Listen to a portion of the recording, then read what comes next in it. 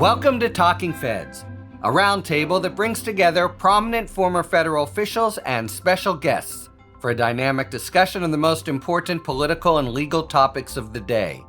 I'm Harry Littman. It took a while, but the destinies of Donald Trump and the Supreme Court of the United States are now intertwined like a braided rope. This week, it became evident that Trump's political destiny rests in the hands of the High Court, which includes 3 justices that he appointed. The justices heard argument in an appeal of Colorado's decision to knock Trump off the ballot under Section 3 of the 14th Amendment based on his constitutional betrayal of January 6, 2021. The case presented the prospect of shutting down the entire Trump era with a single stroke of the court's pen.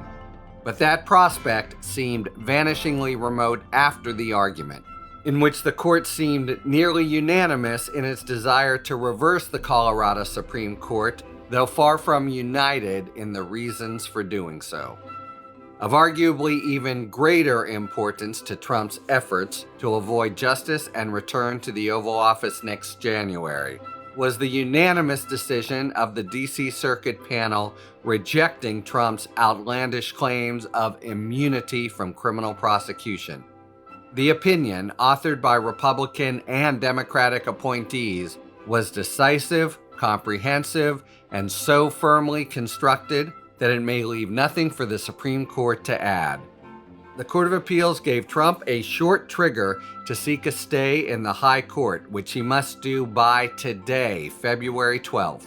And we are likely to know within 2 weeks whether the court will take the case, almost certainly to reach the same result, but with the gift of more time to Trump, or let the D.C. Circuit have the last word. The practical difference for Trump could be pivotal, potentially even spelling the difference between a trial or no trial in 2024 in the election interference case before Judge Tanya Chutkan. To discuss if and how the court will approach 2 cases, each of which casts an enormous shadow over the 2024 election, I'm really pleased to welcome 3 of the best court analysts in the country. And they are Amy Howe, the brains behind the incisive blog, Howe on the Court, which covers the Supreme Court and the judiciary in her words, mostly plain English. Amy served as the editor and reporter and really co-creator for SCOTUS blog until 2016. And that revolutionized Supreme Court coverage. Before returning to full-time blogging, she also served as counsel in over 24 merits cases at the Supreme Court and argued 2 cases there. Amy, thanks for coming back to Talking Feds. Thanks for having me back. Dahlia Lithwick, a senior editor at Slate, where she writes about courts and the law and hosts the excellent Slate legal podcast Amicus. She's also an MSNBC contributor and author of the New York Times best-selling book, Lady Justice, Women, the Law, and the Battle to Save America, which we covered in a previous Talking Books series. Dahlia, thanks for being here. Thanks for having me, Harry. And Steve Vladeck, the Charles Allen Wright Chair in Federal Courts at the University of Texas Law School and CNN's Supreme Court analyst. He's argued over a dozen cases before the U.S. Supreme Court, Texas Supreme Court, and various other courts, and is the co-author of the leading national security law and counterterrorism law casebooks. His book, The Shadow Docket, How the Supreme Court Uses Stealth Rulings to Amass Power and Undermine the Republic, was a New York Times bestseller. Thanks for coming back to Talking Feds to talk about the court. Thanks, Harry. Great to be with you. All right, so let's start with yesterday's hugely anticipated oral argument in the Colorado case, reviewing the Colorado Supreme Court's decision to order Trump off the ballot under Section 3 of the 14th Amendment. The consensus seemed very strong, extraordinarily strong, really, including all of us, that Trump's side was going to win handily with 7 to 9 votes, and that the court would order Colorado to reinstate him on the ballot. Leading up to it, there were a lot of commentators, very well-respected commentators, who thought that there was a real shot at affirmance, and the air leaked out of that balloon pretty quickly once the argument started. What were they missing, or why did a hard case seem to turn before our eyes into an easy one? They had bought into the Supreme Court's repeated insistence that all it does is law, and sort of missed the rather significant historical fact that the Supreme Court does politics. Not necessarily partisan politics, but institutional politics and situational politics, and a word that came up a lot in the oral argument, consequentialist politics. I think everything that certainly Dahlia and I have written, and I think Amy may agree with this, although she's so much more careful than I am about what she thinks, right? I don't think any of us expected it to be an easy case for an affirmance. I was not surprised at all at how yesterday's argument went. If there's a surprise, it's only that so many people who supposedly know a lot about the court could have been so wrong about it. No matter how optimistic you were, one thing that was always, I think, in everyone's mind was that for the voters to win, they had to run the table. They had to win on each of these arguments. The idea that the president is an officer, that the presidency is in office, that Trump engaged in insurrection, each and every one of them. And that one state can keep him off the ballot. That one state can keep him off the ballot, that the oath that the president takes is somehow the same as the oath that the other officers take. And that's something that the court never even got to yesterday. But, the idea that the challengers could run the table sort of layered on top of Steve's comments about them thinking not just about the text of Section 3, but what flows from their decision. I think a lot of people were justifiably skeptical. I would just add, if to the extent that Steve has become one of the masters of the term, the shadow docket, I think there's another docket, and it's the hopium docket. Ooh, next book title. And this one falls squarely into the hopium docket, and I think that for non-cynical reasons. I just finished taping my show with Noah Bookbinder from Crew, who... This had to be done. It had to be done. The court as an institution had to reckon with January 6th and reckon with whether Section 3 of the 14th Amendment means what it said to mean. And so I think it's not a trivial thing that a lot of people who wanted to say this case was going to succeed on the merits did so for the right reasons, which is this was really important. And also, I think every one of us is agreeing that this would have been beyond the biggest swing the court ever took. And there was no way this court was going to take a swing like that. So I'm for the hopium docket, but I also just think the commentators really, I think, split among the realists and the people who said this is imperative and necessary and exigent and it should happen. I mean, remember where the idea, not the idea of challenging Trump's eligibility to run for office, but certainly the movement got a lot of momentum in sort of August of last year when Will Bode and Michael Stokes Paulson, who are both members of the Federalist Society, published this 100-plus page article outlining why Trump would not be eligible under Section 3. And I think a lot of people sort of glommed onto that as well. Like, look, these people even say that he's not eligible. And I think, what this really comes down to, back to the sort of Dahlia's hopium docket, which I'm totally stealing for my next book. I think what it really comes down to, Harry, is Dahlia's point about folks who look at the court pragmatically and sort of as realists, and folks who have this idealized vision of the court's institutional role. And I think that there are actually a lot of folks on the right who had persuaded themselves, perhaps so that they could accept so many of the things that the Supreme Court has done in the last 5 to 10 years, that this court really was the idealized form. And when the court is on your side in most of the big cases, maybe you can entertain that delusion. But the reality is that, this court is a ruthlessly political institution. And that has never, to me, been a nefarious point, right? It has just been an essential point for understanding how the court approaches its job. And what it really does, and this is something I wrote on Thursday, what it really ought to do is actually undermine the story that the conservative justices and their defenders have been telling for the last decade, that what makes this particular court especially principled is its unshakable, unwavering fidelity to sort of one true principle of legal rectitude. That's never what they're doing. And this case is just a really good example of that. And let me follow up a bit on just this point and your distinction, Steve, between being political and maybe being political and, being pro-Trump, anti-Biden versus having a sense of the court's politics and their own culture. The word that kept coming up at oral argument, consequences were going to really sway the court or they were going to focus on it. The gist of the people who were predicting reversal was they just won't let this happen, notwithstanding. And then on the hopium level, of course, you go through, just as Steve says, the kind of textual analysis, word by word. What about insurrection? And you seem to be able to get to the end point. But the court wasn't, I think, starting there. The court was starting at the place they would be if they were to affirm, and that just seemed anathema to them. I just want to serve up what is, I think, latent in what Steve's saying, that the court has always been political. I think you mean by that way, way back, and that at least in certain big cases, it has a role that's different from what we normally think of courts as doing. They don't go rationale and figure out the bottom line. Here they first really, I think, decided this just can't happen. Does that seem illegitimate? I think Steve endorses the idea. Does that both seem part and parcel of what the court does, and in a case, at least of this magnitude, perfectly appropriate for the court to do? I mean, I think it's just descriptively accurate that, if you look at Bush v. Gore, you decide the result and then you figure out the rationale, right? This is how it's done.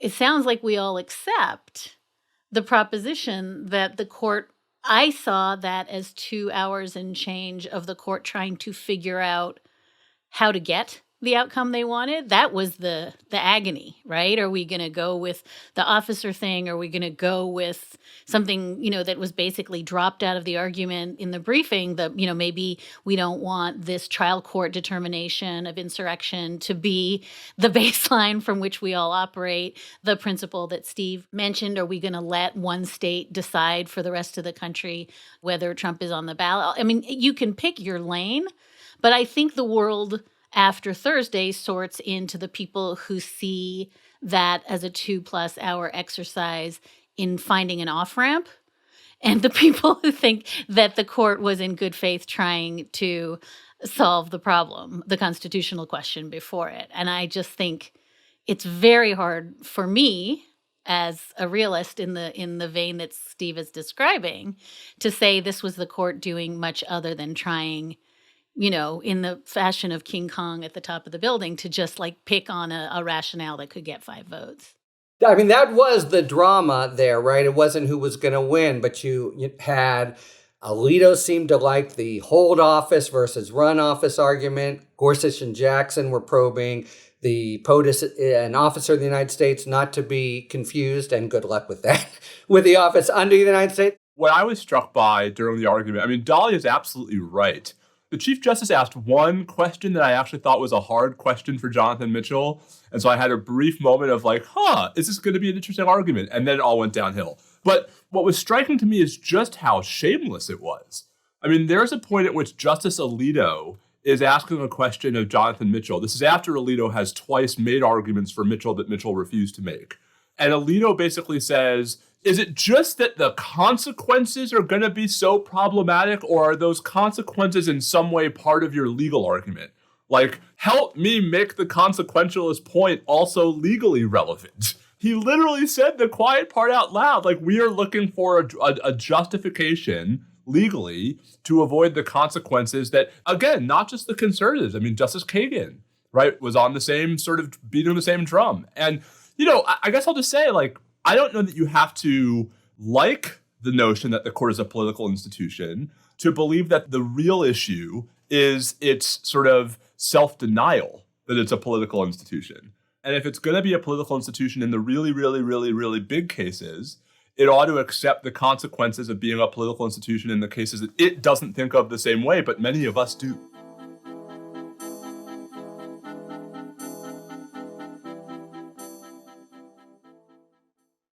All right, it is now time for a spirited debate brought to you by our sponsor, Total Wine and More. Each episode, you'll be hearing an expert talk about the pros and cons of a particular issue in the world of wine, spirit, and beverages. Thank you, Harry. In today's spirited debate, we stir up a discussion around cocktails. Make your own or buy them ready to drink. There's no question that mixing a delicious cocktail is truly an art form. Precise measurements and proportions, creative substitutions, the presentation itself, and even the speed of delivery are all factors that earn great mixologists the reputations they deserve. But for people who may not stock things like triple sec and bitters, a ready-to-drink cocktail that's pre-measured and mixed just might be worth pulling off the shelf. Ready-to-drink cocktails don't necessarily give you the satisfaction of creating a drink from scratch, but they do offer up undeniable convenience, removing the complexity of recipes, the burden of acquiring ingredients, and the time it takes to measure, pour, mix, crush, stir, and of course, repeat. Plus, you still have the ability to customize your drink, adding a splash of this or that, here or there, to your liking. So, whether you're into customization or convenience, ready-to-drink cocktails give you a little bit of both. Now, who says you can't have your cocktail and drink it too? So what's better, customization or convenience? Probably depends on the situation. It can be fun crafting your own cocktail, but when time is short, ready-to-drink cocktail sure does hit the spot. Either way, you can grab all the ingredients you need for a great craft cocktail, or get your ready-to-go favorite at Total Wine and More. Thanks to our friends at Total Wine and More for today's A Spirited Debate. All right, well, let me zero in a little more on consequences. It really was striking how much that word came up, and really how little the argument was about Trump and even the key terms in Section 3. Kagan seemed to assume if we affirm, that means every state he's off the ballot. And Roberts seemed to assume that at a minimum, it's a crazy situation with many dominoes kind of falling and maybe retribution by pro-Trump states. I wouldn't have thought that was a necessary outcome. And if you do think it, okay, I can see why that makes the court swallow very hard. But isn't there a way to affirming here that wouldn't completely bring chaos to the entire national map? Or do you agree with Kagan's premise, basically? The sort of reflexive answer is, look, there's different candidates on different ballots in the states all the time. We have third-party candidates that make the ballot. So, like, the idea that chaos will ensue, we know that's demonstrably incorrect. We also know it's demonstrably incorrect that Colorado would be deciding for the rest of the country, right? The court would have said the Constitution allows Colorado to do what it did, and other states would decide. So I don't know that the sort of race to the bottom, this is going to throw the election into chaos for everybody in every state. I'm surprised how much salience that had. But I think I also want to add a gloss.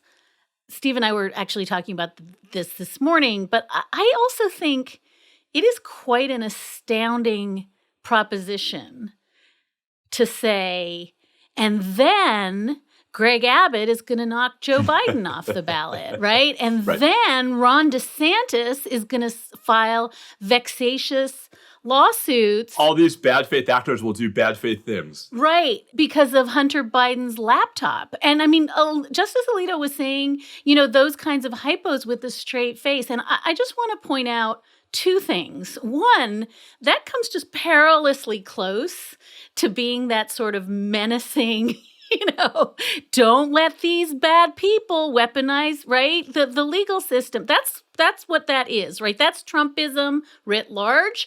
And when it's coming from inside the House, when the justices are making those threats, like, okay, what are you going to do? Nothing we could do to stop, red states from throwing Biden. And so I just want to sit in the utter insanity that is like materially relevant.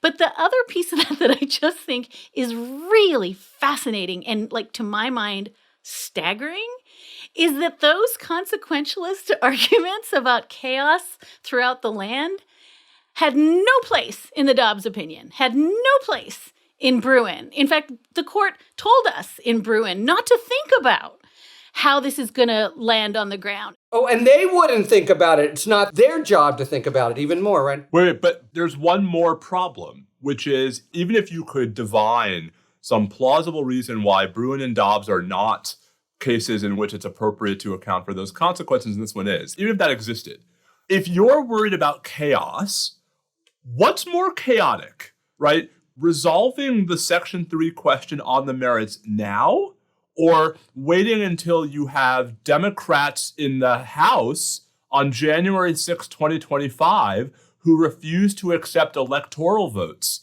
in states that everyone thinks former President Trump won on the ground that they don't believe he's eligible to serve. And imagine a world in which Democrats somehow control both chambers of Congress in January 2025, and they throw out enough Trump electors to sort of throw the election to the House. We really think that that's better, right? And so if we assume this is going to end the way that I think everyone came out of the argument think it's going to end, it's a remarkably short-term consequentialist opinion or ruling, right? As opposed to a, sort of removing all of the oxygen from the room and trying to actually prevent this from flaring up again. Like, if anything, this could be a bigger problem come, November, December, January. The Colorado lawyer representing the Colorado Secretary of State, the Solicitor General, Shannon Stevenson, had an answer that was much along the lines of what Harry and Dahlia have developed here. She said, this is a feature, not a bug. Different states are going to have different processes. But that came so late in the argument. And I was homesick, so I was not in the courtroom. But it just felt on the radio like all of the energy had left the room at that point, that the train had left the station. And there was essentially at that point nothing that she could have said that would have changed their minds. I mean, those 15 minutes, they were disengaged. But to Steve's point, I just want to add one other thing. It wasn't just Alito. It was Roberts giving the parade of horribles. And the obvious answer to it is not so long as this court sits. That's why we have a Supreme Court. To his credit, Murray said that.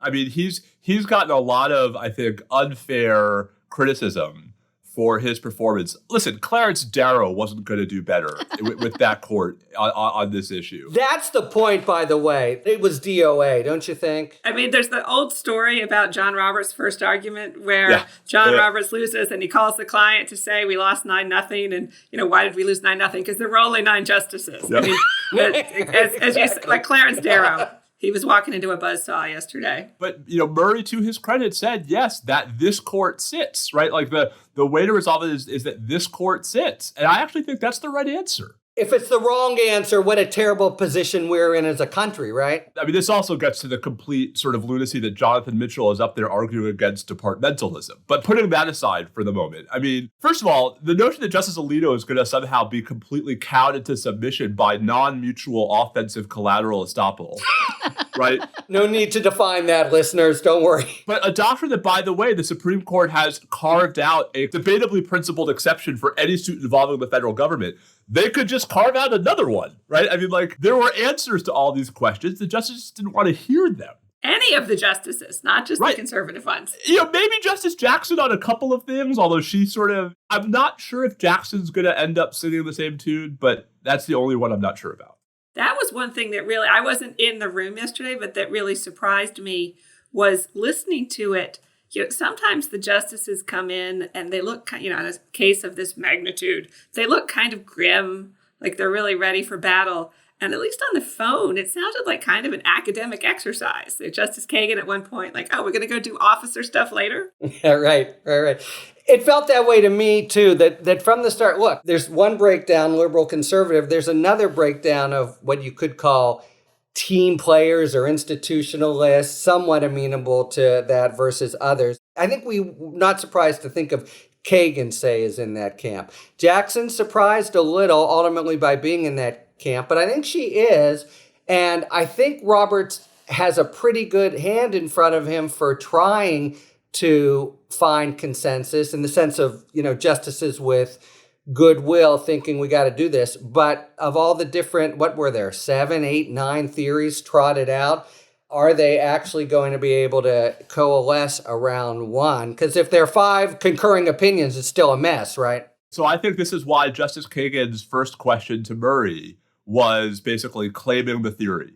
why should one state have the ability to decide a national election, basically? Leaving aside that one state often decides national elections, she knows that point. But she floated that on purpose, right? And I think that is the off-ramp that does the least violence to other cases, right? To federal court's ability to try to enforce Section 3 against a former president, to the ability of states to enforce Section 3 against non-presidential candidates, right? Against state and, congressional candidates. I mean, that would be the narrowest way out. Good luck finding a textual basis for that, everybody, right? I mean, maybe it's in the penumbras of Section 3 of the 14th Amendment, but that just gets back to where we started. But you use that word national, although it goes to the point I had raised before of is it really national? If they assume that it prescribes a national result. No, of course it's not. But I took that as Justice Kagan's way of basically telling everyone to her right, hey, y'all, I'll go in on this one. If we don't go down this, he's not an officer, he didn't take the right oath, you need an implementing statute, none of that, right? I'll meet you on this. And then the question becomes whether there's going to be horse trading with the immunity case.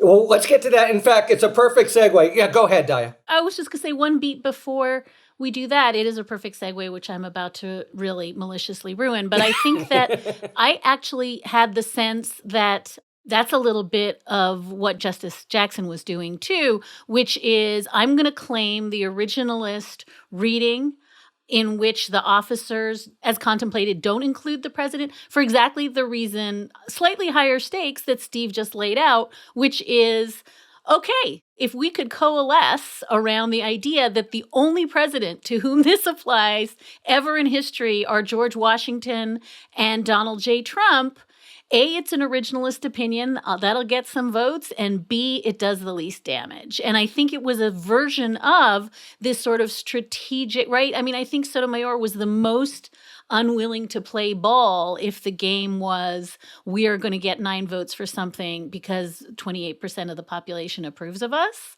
And I think that there's a way in which both Justice Jackson and Justice Kagan were doing that sort of pragmatic move of how can I tell everybody some theory of this that both decides the case and also decides almost nothing.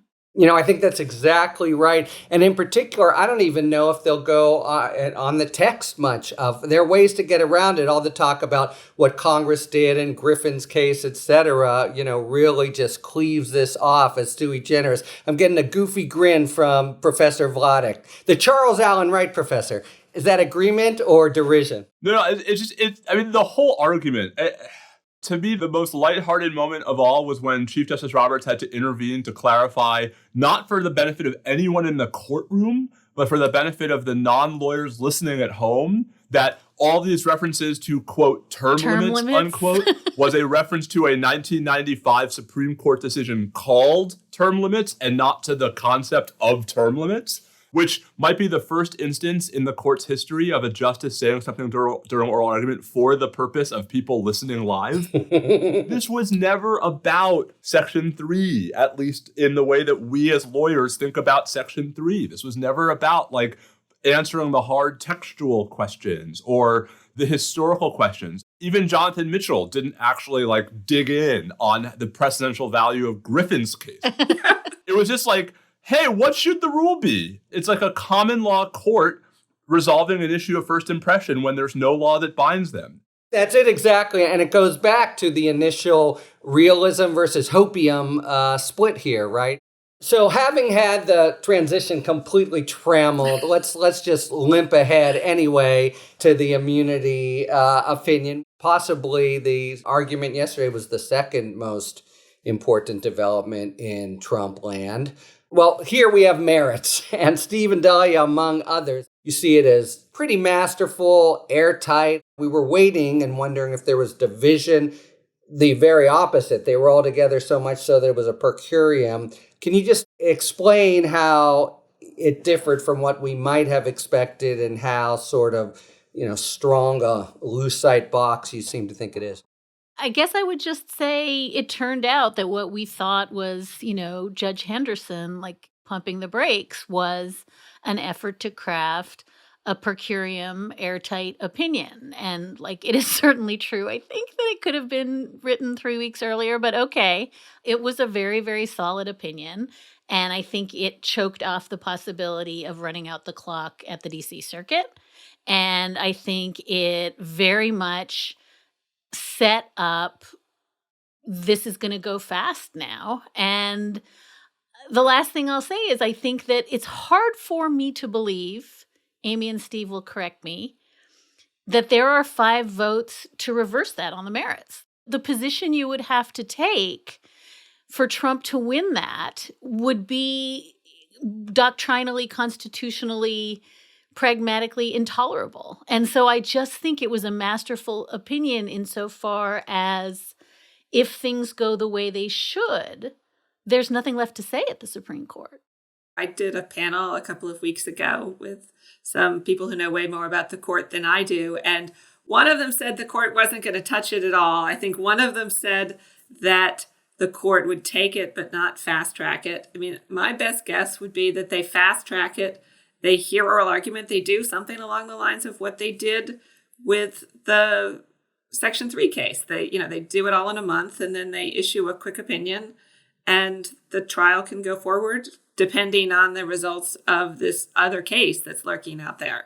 Just to sort of put the math out there, because I think we're all doing it in our heads, right? I mean, it's not just that you would need 5 votes on the merits, it's that you would need 5 votes for a stay.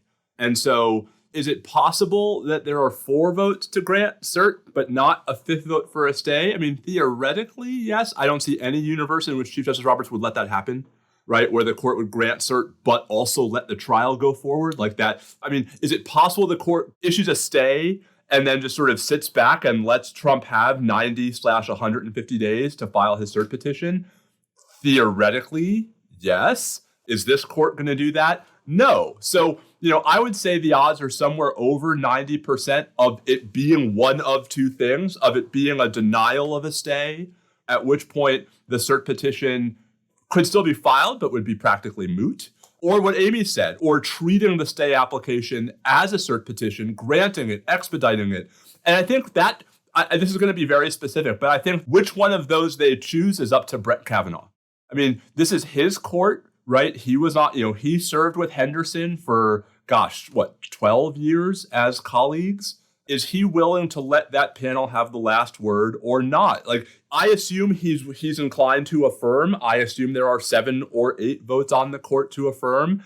And then at that point, it's a question of, is it our responsibility to say so or not? I don't think John Roberts will feel like it's the court's obligation to say so. This is the same John Roberts who is willing to let same-sex marriage become legal by denying cert, right? I think this is why, to me, it's really, what does Brett Kavanaugh want as between which of those 2 outcomes we get? And if I can just say one other thing, I think it's so interesting because 2 pieces of this. One is, and I think Rick Hasson wrote a version of this piece. I've heard Mike Waldman say a version of this, which is then you get the Solomonic grand bargain, right? The court giveth, the court taketh away. Trump wins Colorado, he loses immunity, and the court gets to look like a moderate centrist court. And I think that's very attractive, right? When you have approval ratings and other scandals kind of ricocheting around the building. But I just think I want to make a substantive point, which is it is fascinating to look at the question Steve just raised, which is, does the court have the, I use this word advisedly, humility to just grant a summary affirmance, to just say, as the court has done in many other Trumpy cases, like, we're not touching this, right? Court got it right, and we move on.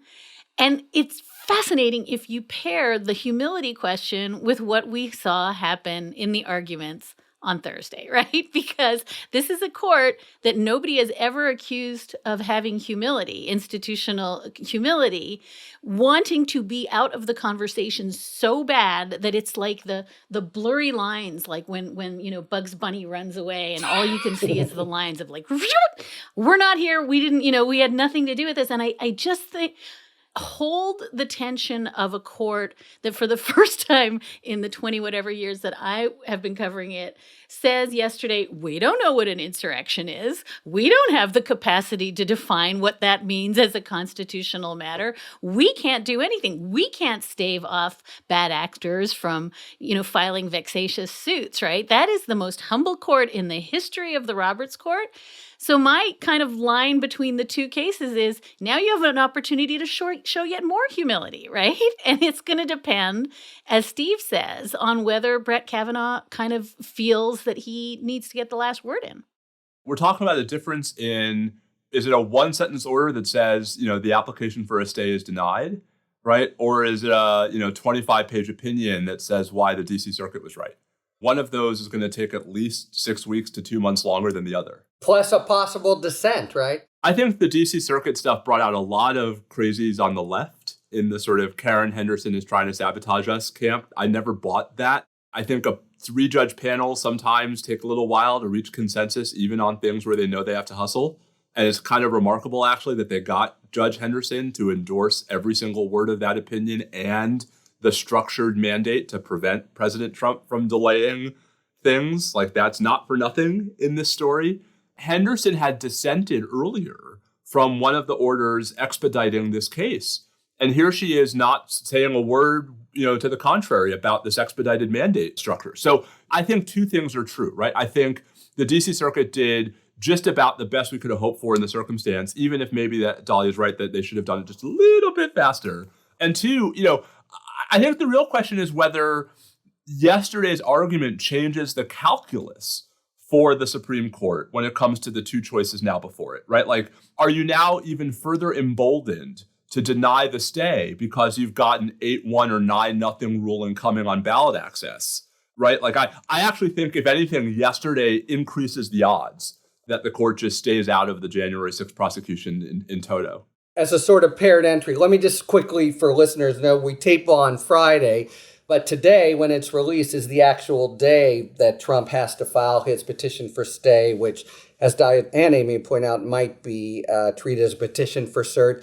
Amy, notwithstanding your own humility, you really do know this court day in and day out better than us would-be scholars or whatever. What's your gut or your feel of them as an institution? Because, look, it's been served up. On the one hand, we get to say last, we're the Supreme Court. On the other, like a hole in the head, how we need this case. Even if you're just thinking from their own most parochial standpoint, there are cross-cutting considerations. Steve adroitly says 90% chance of one or two things happening. I really think it's a very tough and close call, but just give us your thoughts of where the court might be. If I were a betting person, which I'm not, I would bet that they are going to fast track it and hear oral argument. Issue a stay, fast track it, and hear oral argument. I mean, Jack Smith, when he back in December asked the justices to take up the case with cert before judgment, said, we want you to decide it by the end of the term. They can certainly, as we saw with the Section 3 cases we've seen time and again, they can certainly move quickly when they want to. If the D.C. Circuit can issue this 57-page opinion in a month, I think they can. And, going to Dahlia's point of humility, I think there will be a group that will feel like this is something that the Supreme Court needs to weigh in on. Although for sure half the country is going to hate it. They really now twice will have really sort of been in the muck. I think that there's an apples oranges problem here, which is we treat these cases as though they are equally exigent because it is easy to say if you were in the camp that there's a shot clock, right? Which there is a shot clock, right? There's a huge time element here, which is why you get like the good people at Just Security doing that like 17 alternate timeline, that I literally read 6 times and still couldn't understand, but I'm sure Steve dreams in those terms. But it's a right brain, left brain thing. I mean, I like to think I'm as left brain as the next guy, but I couldn't figure out what they were doing with that decision tree. And there are my limitations right there. But I think I want to say that the exigency is two different things that we smush together, right? So one thing is Colorado needed to be decided because they have to print ballots, right? Because this is materially going to affect who is on what ballot in what state and how the election goes, right? The sense of exigency that a lot of people have, the reason they were angry at Judge Henderson, and I agree with Steve, this got really kind of venomous and personal. I think that people are angry because they want to have a criminal conviction of Donald Trump before the election. Like, that's the end game, right? That Mar-a-Lago is just a sinkhole and God knows what Alvin Bragg is doing, right? And E. Jean is a civil, whatever it is, there needs to be this case. There needs to be the win, right? And so the thing that animates all the anxiety is we need this one trial because we need a conviction and it can't happen next October. And so I just want to suggest that that's not an exigency that the Supreme Court feels. Like, I don't think that is a thing. John Roberts worries very much about the Colorado ballot, but I think the fact that there is a significant number of Americans that would like to see a criminal conviction before election season begins in full, that is not a thing that is keeping members of the court up at night, I don't think. I think that's a fair point, and I've heard others make something related, which is Jack Smith could have brought this, he filed the indictment in August of 2023. This whole thing could have moved faster if they wanted to charge the former president. What is I think they're saying the lack of floor planning on your part is not justifying an emergency on my part. That's the sign of over John Roberts' desk.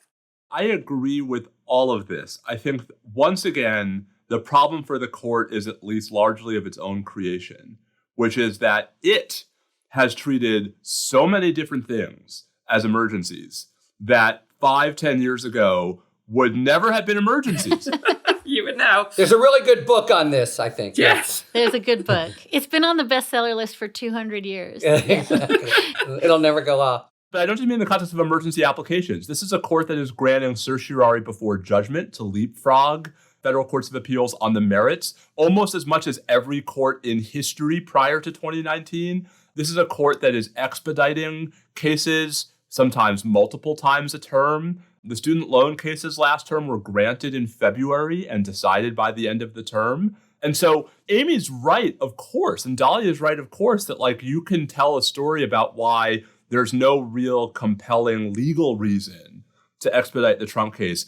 Again, if the court had shown more restraint in the past, it would not look so, now I'm going to say partisan and not just political, right? If it were not to sort of move quickly in this context.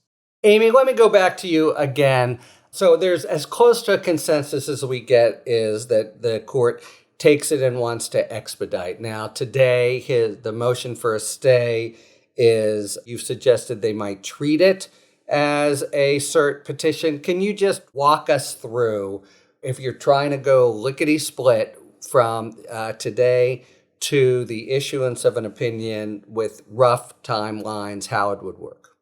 At the Supreme Court, Trump would file, and we don't know exactly what he would file. He could file a motion for a stay, a motion to put the D.C. Circuit's opinion on hold.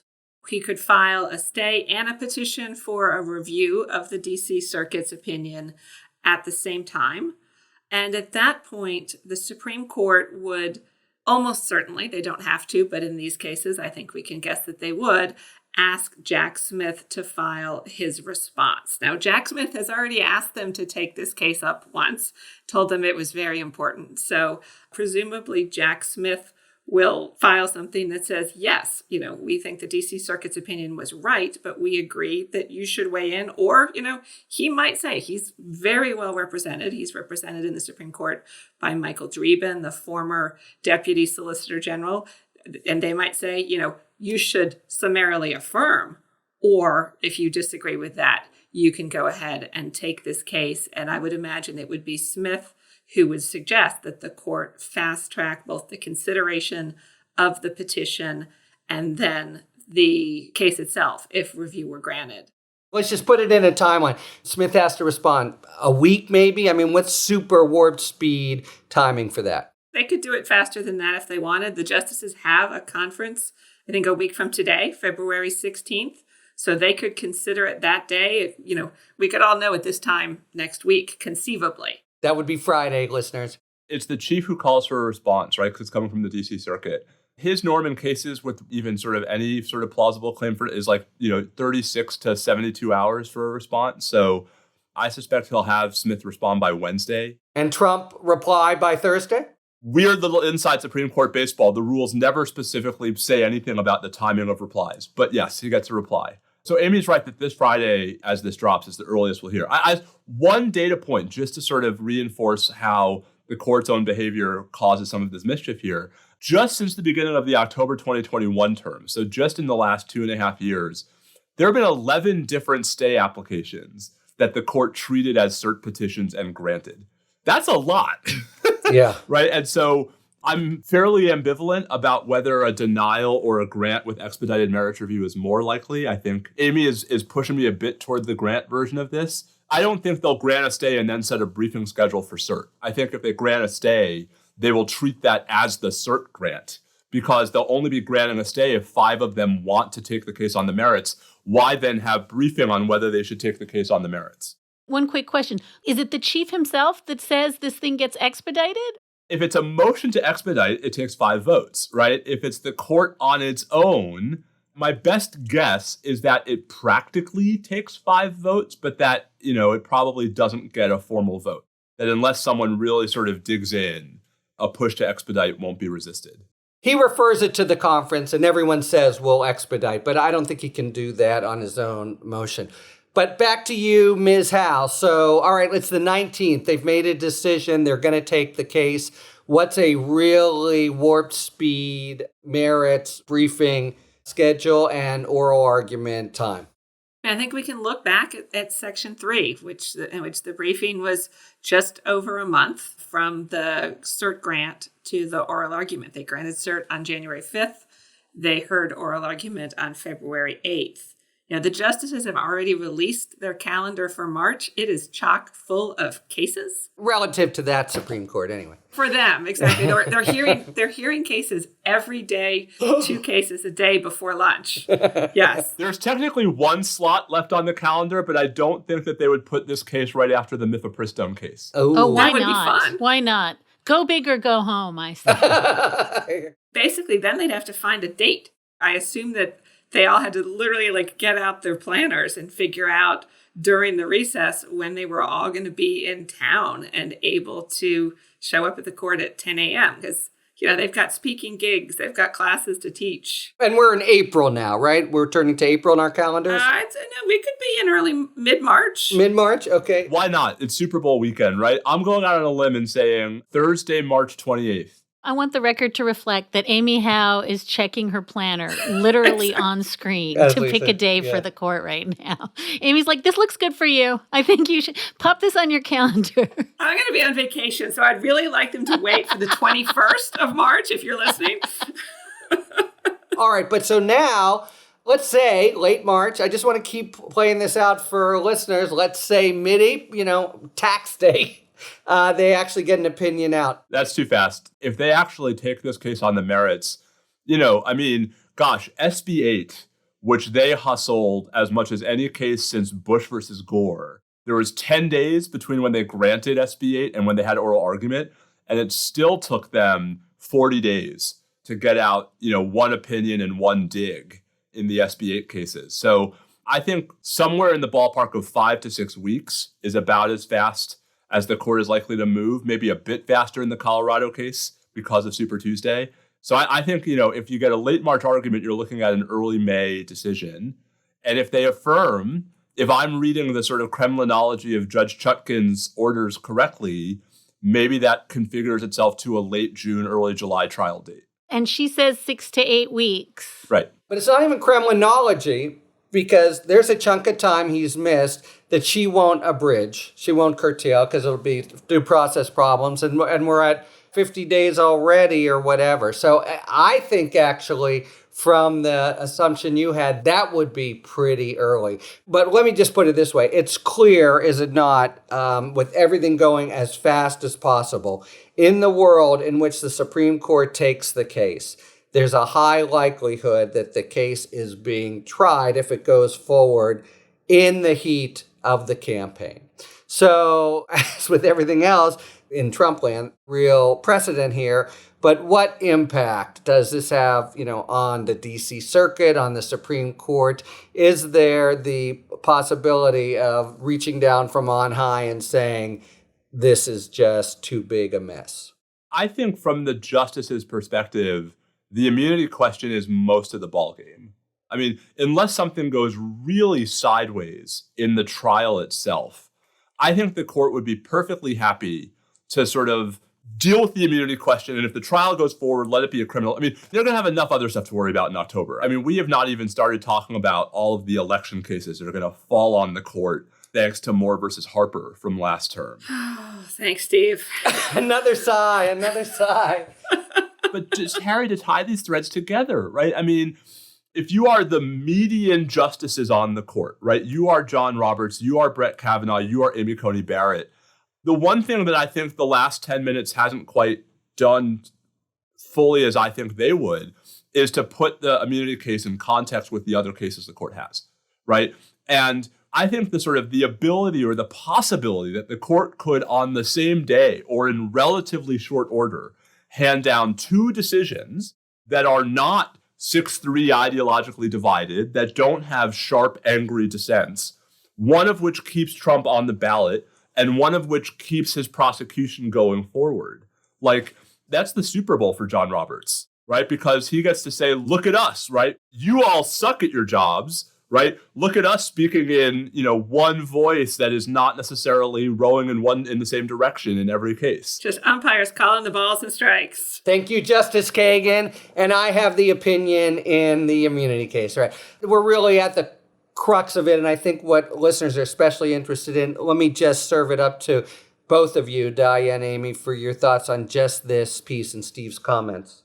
I mean, I think even before the DC Circuit issued its decision, even before the argument, it seemed like this was a really likely possibility that you'd have the court, given what we knew about how hard it was going to be for the challengers to win in the Colorado case, that you could have this possibility of these two juxtaposed opinions. And as Steve said, there is nothing that John Roberts would like more. And the only thing I would add is look at the rest of the board. Look at what else is coming down this spring, right? We've got Miffy, we've got EMTALA. This is going to be a term that feels a lot more like 2022 than 2023, which was, by the way, a big term. So I think that you are going to have, unless I'm mistaken, a raft of very, very angry, hot cases on issues that are tearing the country apart. And then you're going to be able to say, but on the two existential democracy cases, we all came together and spoke as one. And this is John Roberts like Christmas in July. And he gets to buffer all of those roundups that say, look at how polarized and 6-3 the court is on abortion and guns and voting and all of the issues, because when it comes to democracy, they are protecting us. And I just think that runs headlong into a very legitimate public desire that the court bring about accountability, meaningful accountability for Donald Trump. But as Amy says, that's not John Roberts' problem. Fireworks over the Supreme Court for several months. Everyone bring your picnic baskets. No three people I'd rather be talking about it with. We are out of time for now, but hopefully we four shall meet again as this huge stakes cases play out. We are out of time, but surely to return, and soon, to these two cases and the role of the Supreme Court in the 2024 election. Thank you so much, Amy, Dahlia, and Steve. And thank you very much, listeners, for tuning in to Talking Feds. If you like what you've heard, please tell a friend to subscribe to us on Apple Podcasts or wherever they get their podcasts. And please take a moment to rate and review this podcast. You can also subscribe to us on YouTube, where we are posting full episodes, talking books, and bonus video content. You can follow us on Twitter at TalkingFedsPod, and you can look to see our latest offerings on Patreon. Talking Feds is a completely independent production, so if you like the work we do and are inclined to support the show, joining our Patreon is the best way to do it. Oh, and some exciting news. You can now leave voicemails with your questions for me and our guests, whether they're for Talking 5 or general questions about the inner workings of the legal system for our sidebar segments. All you have to do is call 727-279-5339 and leave a voice message. That's 727-279-5339. You can also email us your questions at questions@talkingfeds.com. Thanks for tuning in. And don't worry, as long as you need answers, the feds will keep talking. Talking Feds is produced by Catherine Devine, associate producer Meredith McCabe, sound engineering by Matt McCardle. Our research producer is Zeke Reed. Rosie Dawn Griffin and David Lieberman are our contributing writers, and production assistance by Akshaj Turbailu. Our gratitude, as always, to the amazing Philip Glass, who graciously lets us use his music. Talking Feds is a production of Delito LLC. I'm Harry Littman. Talk to you later.